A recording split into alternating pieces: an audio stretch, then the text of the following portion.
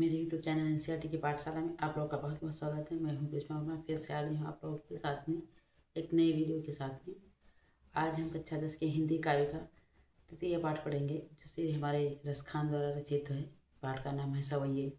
पहले हम थोड़ा बहुत रसखान जी के बारे में समझ लेते हैं कि रसखान जी कौन थे और इनका रसखान नाम क्यों पड़ा। तो कहते हैं रसखान जी जो है सगुण काव्यधारा के भक्ति हैं, कवि हैं, भक्ति शाखा के कवि थे। इनका जो है वास्तविक नाम सैयद इब्राहिम था।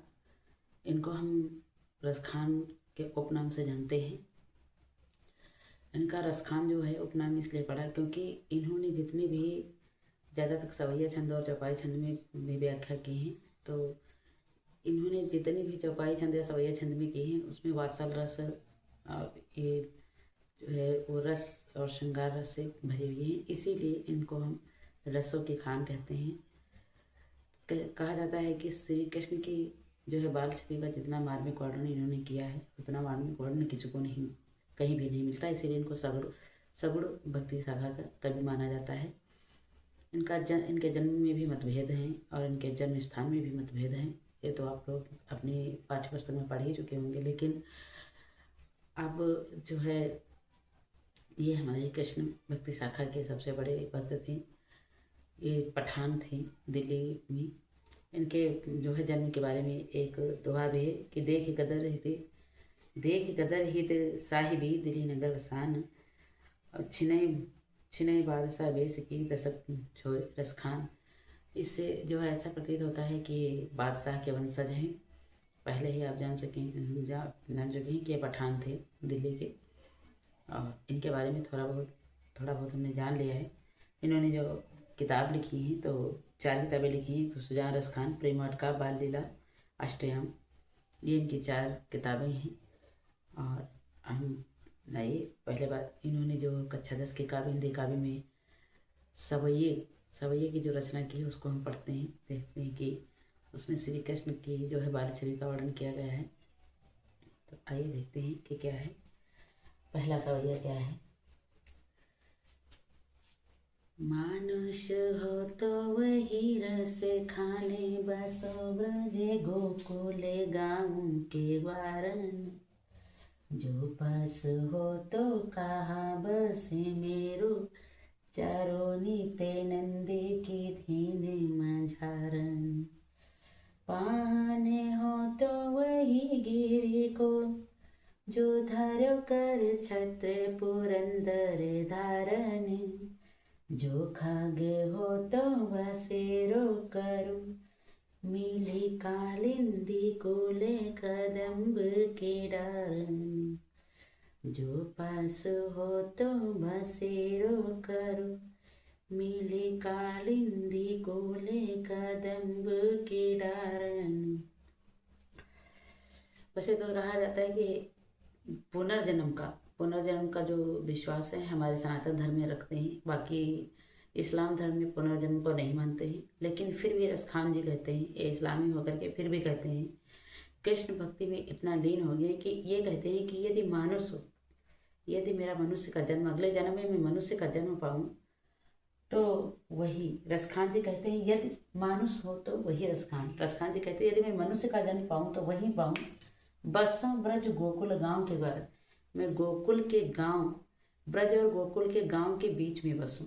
यदि मेरा जन्म मैं अगले जन्म में मनुष्य का जन्म पाऊं तो गोकुल और ब्रज के गांव जो हैं उनके बीच में मेरा बसेरा हो। और जो पशु हो तो किसी कारणवश यदि मुझे पशु का जन्म मिल जाए, यदि किसी कारणवश मैं पशु योनि में चला जाऊं अगले जन्म में, तो जो पशु हो तो कहते हैं यदि मैं पशु हूँ, यदि मुझे पशु का जन्म मिले तो कहा बस मेरा बस इतना कहना मान लेना कि चरो नित नंद की धेनु मुझारन। मैं प्रतिदिन नंद बाबा की धेनु अर्थात धेनु अर्थात गायों के बीच में चलूं। यदि मैं मनुष्य का जन्म पाऊं तो ब्रज और गोकुल के गांवों के बीच में मेरा बसेरा हो।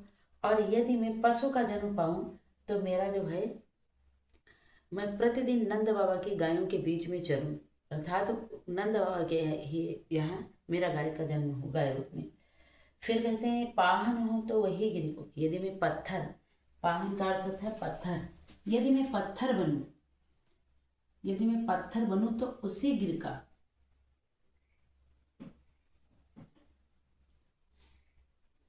पत्थर हो तो वही गिर का, गिर का अर्थ होता है पहाड़। यदि मैं पत्थर बनूं तो उसी पहाड़ का, उसी पर्वत का बनूं जो धर्यो, जिसको धारण किया कर पर, हाथ पे छत्र, छाता के रूप में पुरंदर धारण, पुरंदर, इंद्र, पुरंदर का अर्थ था इंद्र, इंद्र के जो है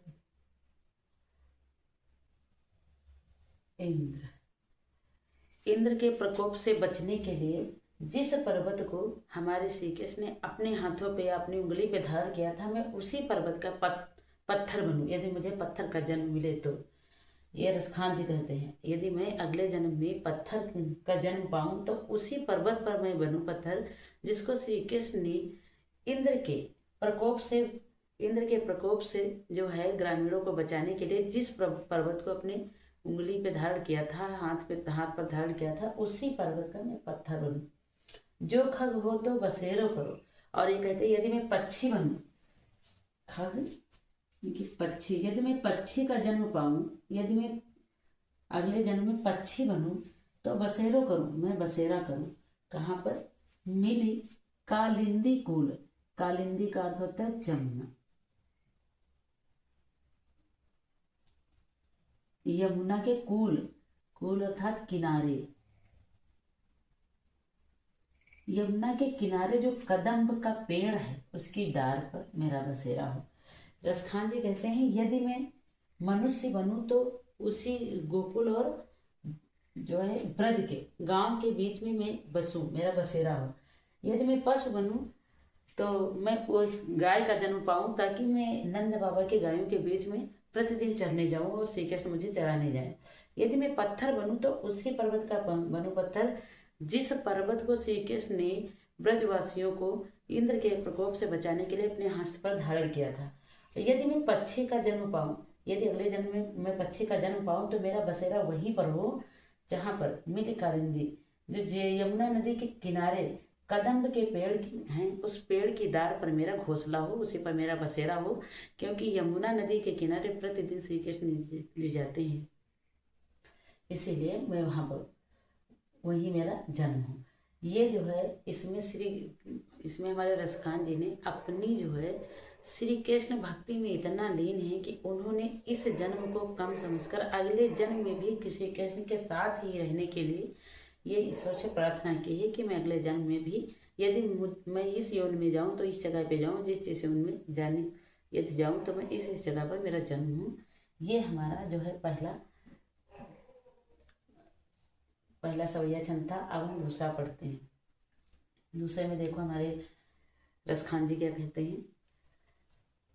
आज गई होती भो रही हो, रस खान रही वही नंदी के भवन, वाको जियो जुग लाख करोड़, जशोमती को सुख जाते कहो नहीं। तेल लगाई के अंजन, भौहें बनाई ढिठौ नहीं, डारी हमेला निहारत, वारत जो चूचे कारत छौ नहीं, डारी हमेला निहारत, वारत जो चूचे कारत छौ नहीं। रसखान जी कहते हैं रसखान जी कहते हैं कि आज गई होती भो रही। रसखान जी कहते हैं कि एक सखी दूसरे सखी से कहती कि हे सखी, आज गई होती भो रही, जैसे ही प्रातःकाल हुई मैं गई। रसखान जी कहते हैं कि एक सखी दूसरे सखी से कहती जैसे ही प्रातःकाल हुई मैं गई कहाँ पर, रही रात्रि बीती, सुबह हुई, भोर हुई, वैसे ही मैं गई कहाँ पर, वहीं पर। कहाँ पर? नंद के भवन, नंद के भवन को, महल को, नंद के महल को मैं गई। वहां पर मैंने क्या देखा? वाको जियो जुग लाघ करो, उसका जो वाको, वो तो जिए जुग युगों युगों तक, कितने युगों तक, लाखों करोड़ों युगों तक जिए। जसोमती को सुख जात कहो नहीं, यशोदा के सुख को तो कुछ कहा नहीं जाता। भाई यशोदा का पुत्र जो है श्री कृष्ण, वो तो लाखों करोड़ों वर्ष तक जिए। मैं ये जो है ईश्वर से प्रार्थना करती हूँ। और यशोदा को ऐसा पुत्र मिला है कि उसके सुख को कुछ कहा ही नहीं जा सकता कि यशोदा को कितना सुख है। आप कैसा कैसा सुख है बता रही है। तेल लगाई लगाई के अंजन, पहले तो यशोदा माता तेल लगाती हैं, सरसों का तेल, फिर लगाई के अंजन, अंजन अर्थात काजल, तेल लगाते हैं, फिर काजल लगाते हैं, फिर भौहें बनाई बनाई ढिठौने, भौहें बनाए बनाए के ढिठौने, उनकी ढिठौन करती हैं, नजर उतारती हैं। फिर कहती हैं कि डारी हमेलन, हमेलन अर्थात बाहों का, हमेलन का अर्थ है बाहों का। डारी हमेलन हारे निहारत, फिर अपने बाहों का हार, बाहों का हार जो है डाल करके गले में उनके डाल के निहारती हैं उनको, एक टक देखती हैं। वारत और वारती हैं उनको, जो चुचकारत, और ऐसे जो चुचकार, ऐसे चुचकारती हैं उनको कि छौने हैं, जैसे कोई छोटा सा हिरन का बच्चा, जैसे कोई छोटे से हिरन के छौने हैं, अर्थात छोटा सा हिरन का बच्चा। छौना, छौना का अर्थ होता है बच्चा। और हिरन का बच्चा क्यों बताया गया? क्योंकि हिरन का बच्चा बहुत ही मासूम, बहुत ही कोमल और बहुत ही प्यारा होता है, इसीलिए बताया गया है कि ऐसे उनके गले में अपने बाहों का हार डाल के उसको गले लगा करके उन पर वारती और यूं चुचकारती हैं, इस तरह से पुचकार रही, खिला रही जैसे कोई छौने हो, छोटा सा हिरन का बच्चा हो। ये तो इसमें रसखान जी क्या कहते हैं कि एक सखी दूसरे सखी से कहती कि हे सखी, आज मैं प्रातःकाल जब नंद बाबा के भवन गई तो मैंने देखा, जैसे ही रात्रि बीती सुबह हुई, मैं नंद बाबा के भवन गई तो मैंने क्या देखा, अरे भाई यशोदा का जो पुत्र है वो लाखों करोड़ों वर्षों तक जिए, लाखों करोड़ों युगों तक जीता रहे। और यशोदा के सुख को तो कुछ कहा नहीं जा सकता। जिसका पुत्र श्री कृष्ण का हो, जिसके पुत्र स्वयं श्री कृष्ण हो, उसके सुख को कोई कैसे कह सकता है कि उसको कितना सुख है। यशोदा क्या करती, पहले श्री कृष्ण को तेल लगाती, फिर काजल लगाती हैं, फिर उनकी भावें बनाती, फिर उनकी नज़र उतारती हैं, फिर अपने बाहों का हार उनके गले में डाल करके उनको निहारती हैं, एकटक देखती हैं, फिर उन पर वाली जाती हैं। फिर क्या करती हैं, उनको चुचकारती हैं, पुचकारती हैं, उन्हें प्रेम करती हैं। किस तरह से? छौने, जिस तरह से छोटे हिरन का बच्चा हो, कोमल सा, और उसको कोई जो है गोद में लिए करके उसको कोई दुलार कर रहा हो, इस तरह से दुलार करती हैं। यहाँ पर हमारा जो है दूसरा सवैया छंद समाप्त हुआ। अब हम तीसरा सवैया छंद देखते हैं कि तीसरे सवैया छंद में हमारे रसखान जी ने क्या कहा है।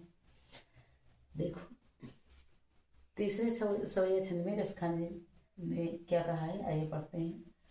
धूरी भरे अति शोभित श्याम जो तैसी बनी सिर सुंदर रे चोटी, खेलते खाते फिरे अंगना पग, पैंजनी बाजती पीरी कछोटी, वाछब को रस खाने बिलोकते, वारते काम कला निधि कोटी, काग के भाग बड़े सजनी हरी, हाथ से ले गयो माखन रोटी, काग के भाग बड़े सजनी हरी, हाथ से ले गयो माखन रोटी।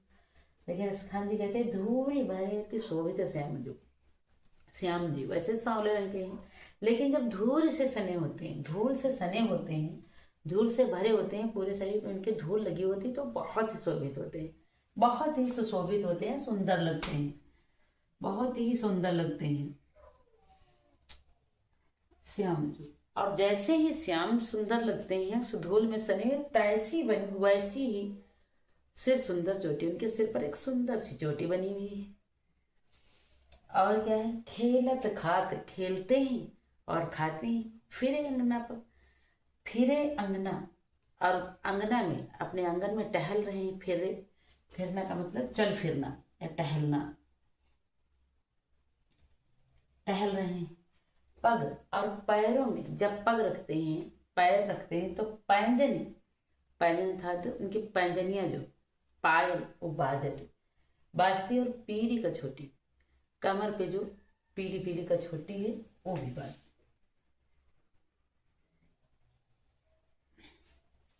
फिर कहते हैं वह छवि को, और वह जो छवि, कौन सी छवि, जो श्री कृष्ण की धूल में सने हुए हैं, बहुत सुंदर लग रहे हैं, और वैसी उनकी सुंदर चोटी है, उनके कमर पर पीली पीली पीली पीली कछोटी है, मतलब कच्छा है, पीला पीताम्बर है, और पैरों में पैंजन जो बाज रही है वो, और खेलते हैं, खाते हैं और टहल रहे हैं। उस छवि को, वह छवि को रसखान बिलुगत, रसखान जी कहते हैं कि उस छवि को देख करके वारत काम कला निधि कोटि, उन पे वार दूं, न्यौछावर कर दूं क्या, काम कामदेव, जितनी भी कामदेव हैं, इच्छाएं हैं, जितनी भी काम है, काम कला, कामदेव की जितनी भी कलाएं हैं, जितनी कलाओं से कामदेव लोगों को मोहित करते हैं, वो सारी कलाएं जो हैं उनकी जो पर्सनल निधि, निधि अपनी निजी होती है, निधि कोष खजाना, वारत काम इच्छा, कामदेव के कलाओं का जो खजाना है, निधि है, संपत्ति, निधि का अर्थ होता है संपत्ति। वो कहते हैं कि वह छवि को, उस छवि को देख करके, कौन सी छवि, जो श्री कृष्ण जी खाते हैं, टहलते हैं, उनके पैंजन बाजते हैं, कमर में पीली पीली कछौटी पहने हुए हैं, पीताम्बर पहने हुए हैं, धूल से सने हुए हैं, वैसी उनके सर पर सुंदर चोटी है। उस छवि को देख करके तो रसखान जी कहते हैं कि उस छवि को देख करके वार न्यौछावर हो जाए, क्या न्यौछावर हो जाए, काम कला निधि कोटि, काम, कामदेव की जो कलाएं हैं, कलाओं की संपत्ति है, जिनके माध्यम से कामदेव से पूरे विश्व को अपने वश में कर लेते हैं, उन संपत्ति, वो सारी संपत्ति उन पे वारी जाए, कितनी बार, कोटि, कोटि का अर्थ होता है करोड़ों, करोड़ों बार उन पे न्यौछावर कर दी जाए फिर भी कम है, इतने सुंदर है ये। उस समय कामदेव की सारी कलाओं की संपत्ति जो है, जिसके माध्यम से वो पूरे संसार को मोह लेते हैं, उन कलाओं की संपत्ति को यदि करोड़ों बार उन पे न्यौछावर कर दिया जाए तो भी कम है। फिर क्या कहते हैं, काग के भाग बड़े सजनी, और हाँ यहाँ पर देखो कि श्री कृष्ण जी रोटी, माखन रोटी खा रहे हैं, टहल रहे आंगन में, कौवा आता है, रोटी छीन ले गया, चला गया। अरे उस काग के भाग, उस कौवे के भाग जो है बड़े सजनी, हे सजनी, हे सजनी, एक सखी मान लो तो उससे सखी से कहते हैं कि हे सजनी, उससे कौवे के भाग बहुत ही बड़े हैं, हरि हाथ से ले गए माखन रोटी, जो हरि के अर्थात भगवान के, ईश्वर के जो साक्षात भगवान है, उनके हाथ से माखन रोटी ले गया, जिनके दर्शन के लिए लोग युगों युगों तक तपस्या करते हैं, उनके हाथ से कौवा माखन रोटी ले गया, तो वो कौवा कितना ही भाग्यशाली होगा, उसकी किस्मत को देखो कि उसकी भाग्य, उसकी किस्मत कितनी बड़ी है। ये रसखान जी कह रहे हैं कि सखी दूसरे से, सखी से कह रहे हैं। यहाँ पर हमारे तीसरे सवैया छंद पूरा होता है। अब हम चौथा सवैया छंद देखते हैं कि चौथे सवैया छंद में क्या कहा है रसखान जी ने। रसखान जी कहते हैं कि जा दीने ते नंद का छोरा, या बन धेनु चराई गयो है, मोहन तानन गोदन गावती, बेनु बजाई रिझाई गयो है, वा दिन शोक छूटो ना शोक, रस खाने में समाई गयो है, को न काहू की कानी करे, सिगरो ब्रज वीर बिकाई गयो है, को न काहू की काने करे, सिगरो ब्रज वीर बिकाई गयो है। देखिए इस सवै छंद में रसखान जी क्या कहते हैं कि जा दिन वो दिन, जा दिन ते वो दिन, जा दिन वो दिन ते वह नंद का छोरा, वो नंद का छोरा था श्री कृष्ण।